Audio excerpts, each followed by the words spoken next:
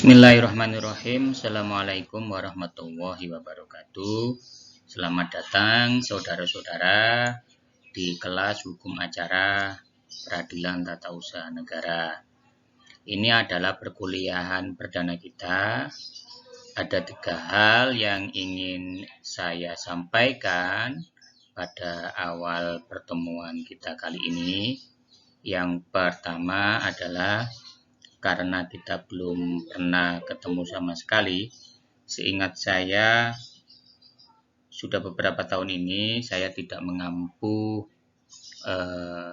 mata kuliah di jurusan HES dan HK, sehingga sesi perkenalan nanti perlu untuk dilakukan.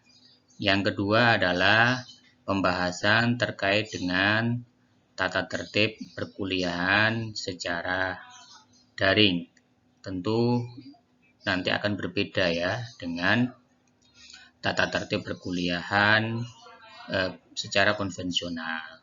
Nah, yang ketiga, saya akan menyampaikan gambaran apa yang akan dipelajari di hukum acara peradilan tata usaha negara ini ya. Jadi materinya apa saja di hukum acara peradilan tata usaha negara ini. Tujuannya tentu saudara diharapkan ya akan memiliki gambaran apa-apa yang perlu dipersiapkan ya untuk mengikuti kelas hukum acara peradilan tata usaha negara ini. Dengan bahasa yang lebih singkat, saudara bisa prepare, bisa persiapan ya dari awal.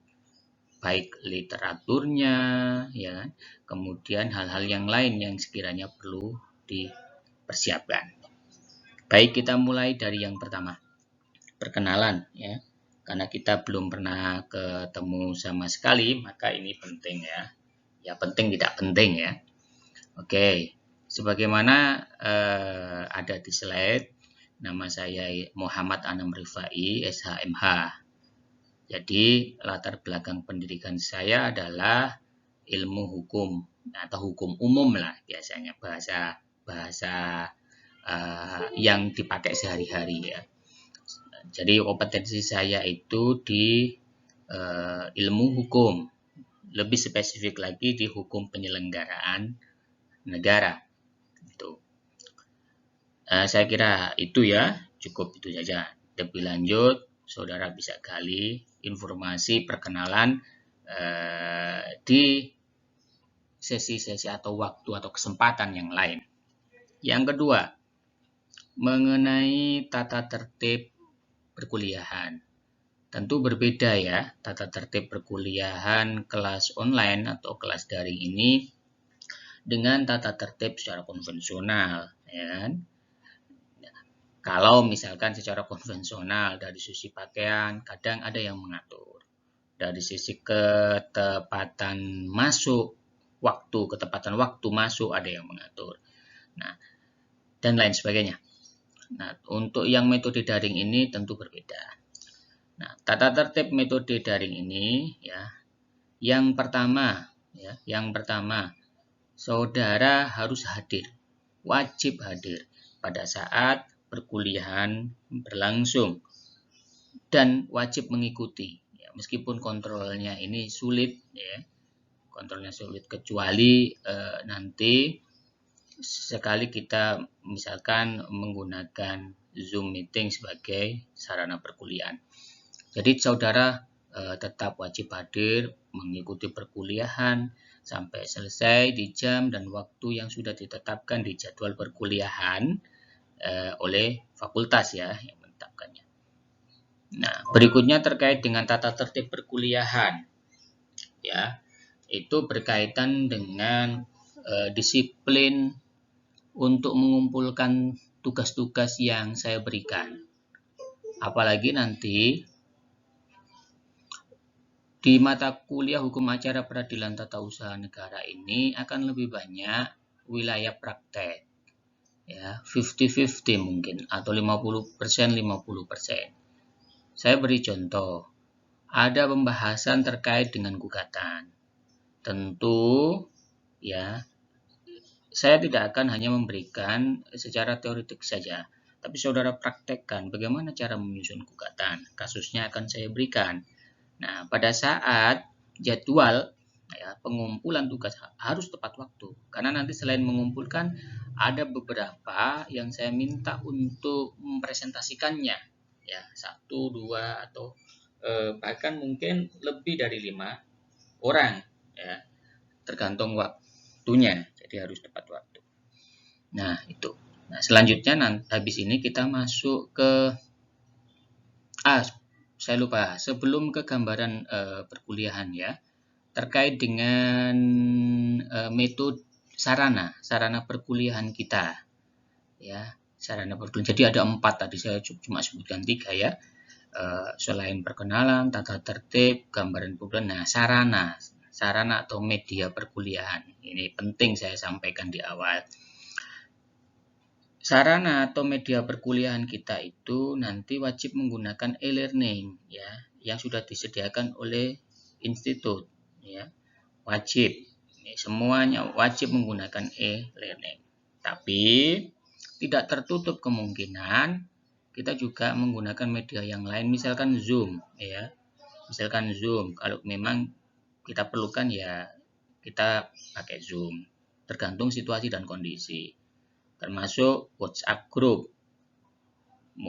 Mungkin penting ini juga untuk dibuat ya sebagai sarana komunikasi supaya saya tidak memberikan informasi hanya kepada ketua kelas saja, tetapi langsung semuanya bisa dibaca kalau ada WhatsApp group. Nah, oke. Nah, selanjutnya di slide-slide berikutnya saya akan memberikan gambaran terkait dengan apa-apa yang akan kita pelajari selama 1 semester ini.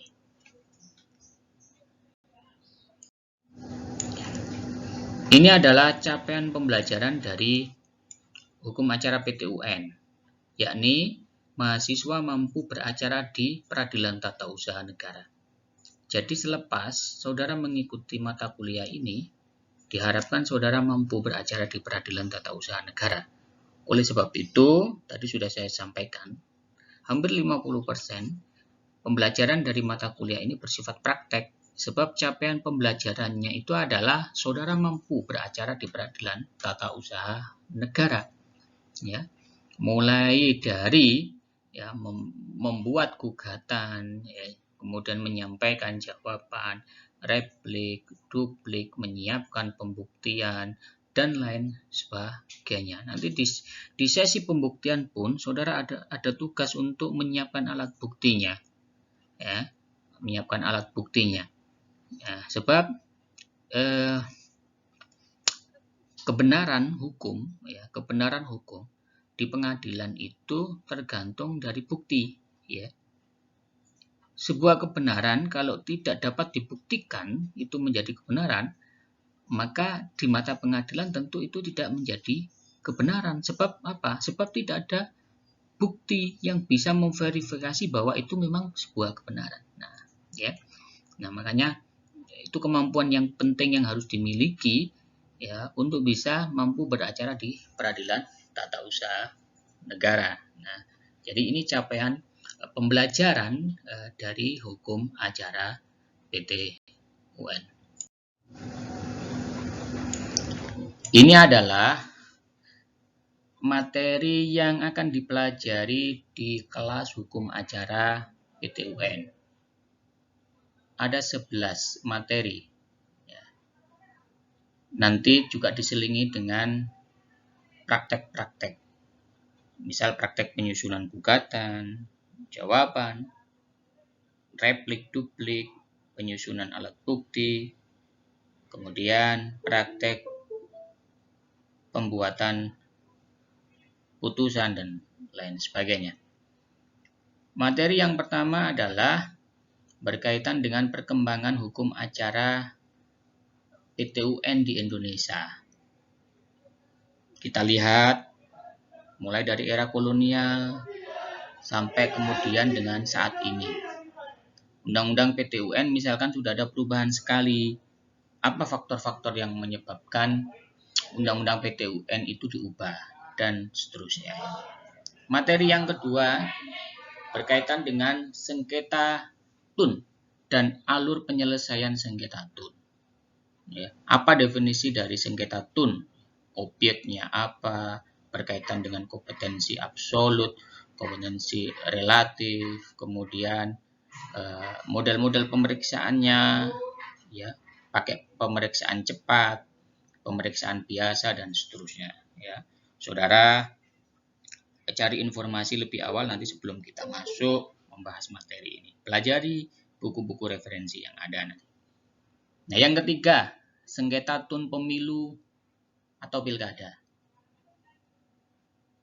Ini perlu diberikan, ya, perlu diberikan, karena saya menganggap mahasiswa itu juga harus mengetahui bahwa ada sengketa tun itu yang bersifat khusus. Maksudnya apa, Pak, bersifat khusus ini? Maksudnya adalah hukum acaranya itu pakai hukum acara khusus. Ya. Jadi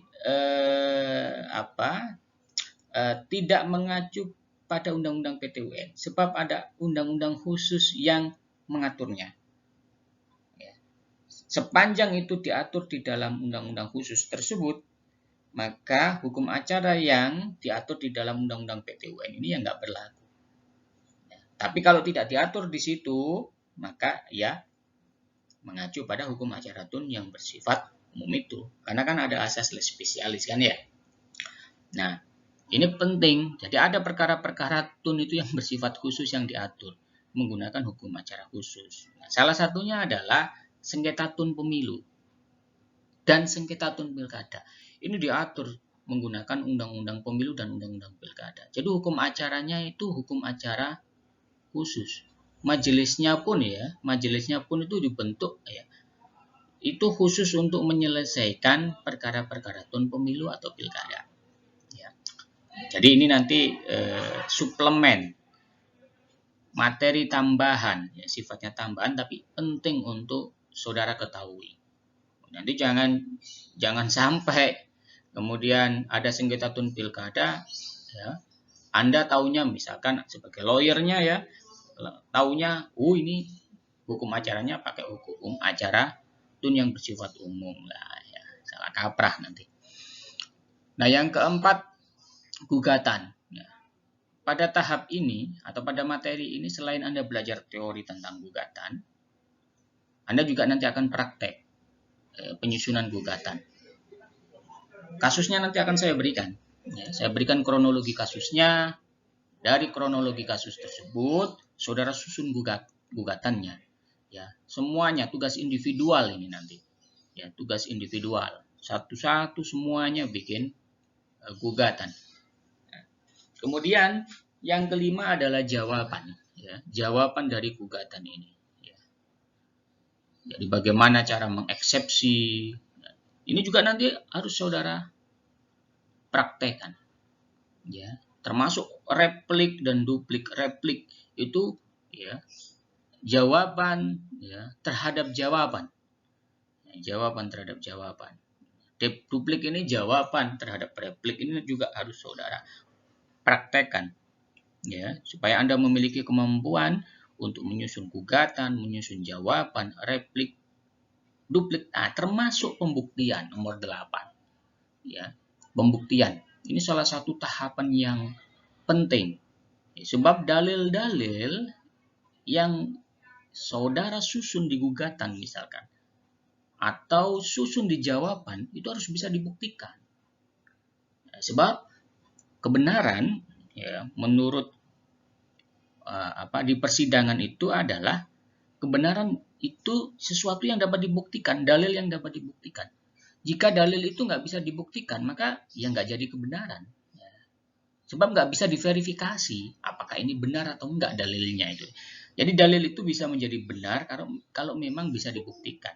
Sehingga pembuktian ini menjadi tahapan penting ya, di dalam persidangan. Nah, dan Anda harus punya kemampuan untuk bisa menyusun alat bukti yang bagus, tentu harus mengetahui ya teori-teori pembuktian. Kemudian juga memiliki kemampuan untuk menyusun alat bukti. Ya, menyusun alat bukti. Makanya nanti setelah teori pembuktiannya saya sampaikan. Anda belajar terkait dengan penyusunan alat bukti. Ini penting, ya. Ini penting. Termasuk coding-codingnya. Sehingga teknisnya pun Anda paham. Tidak hanya teorinya, tapi teknisnya ini paham, ya. Perlu saya sampaikan sekali lagi, ya. Kebenaran dalil yang saudara susun di gugatan dan jawaban, ya, itu akan menjadi benar jika saudara bisa membuktikannya di persidangan. Nah, itulah kebenaran menurut hukum, ya. Ada proses verifikasinya. Jika sudah diverifikasi dan memang dibuktikan itu memang benar, maka pasti akan menjadi benar. Nah, oke ya. Jadi kalau Anda jadi lawyer misalkan, Anda harus memiliki kemampuan, ya, selain menyusun gugatan yang bagus, ya kan, Anda juga harus mampu memiliki kemampuan untuk melakukan pembuktian. Nah, kemudian kesimpulan, ya, kesimpulan dari semuanya gugatan, jawaban, replik, bukti, pembuktian, kemudian Anda susun kesimpulannya. Ya, sebelum nanti masuk tahap terakhir, ya, ini putusan, ya, putusan. Dan materi yang terakhir nanti upaya hukum. Jadi ini ada 11 materi. Silakan saudara melakukan persiapan. Caranya adalah di awal sudah mencari referensi-referensi perkuliahan. Ini tadi sudah saya sampaikan, ya, berkaitan dengan penugasan-penugasan tadi. Jadi ada 9 penugasan, ya. Penugasan di luar yang praktek menyusun gugatan, jawaban, replik, duplik, menyusun alat bukti, menyusun kesimpulan. Nah, ini ada juga satu atau dua penugasan yang lain, yakni mencari, membaca, dan meringkas putusan PT UN, kemudian mencari contoh SK Tata Usaha Negara. Ada 9 ini. Terakhir, berkaitan dengan daftar referensi. Ini adalah daftar referensi yang saya sarankan untuk saudara cari dan baca. Tidak hanya dicari, tapi juga dibaca. Di luar ini apakah boleh, Pak? Boleh. Silakan. Yang penting relevan terkait dengan mata kuliah hukum acara PT UN. Silakan cari referensi-referensi yang banyak, ya, makalah-makalah, jurnal ilmiah, dan lain sebagainya. Bebas. Kemudian cari juga di direktori putusan Mahkamah Agung, itu banyak sekali contoh-contoh putusan.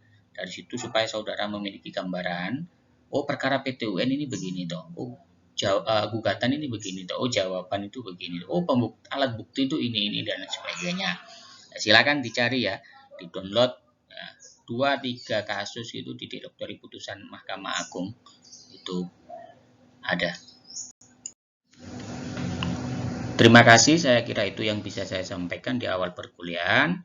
Sampai ketemu lagi di pertemuan berikutnya di hukum acara peradilan tata usaha negara. Assalamualaikum warahmatullahi wabarakatuh.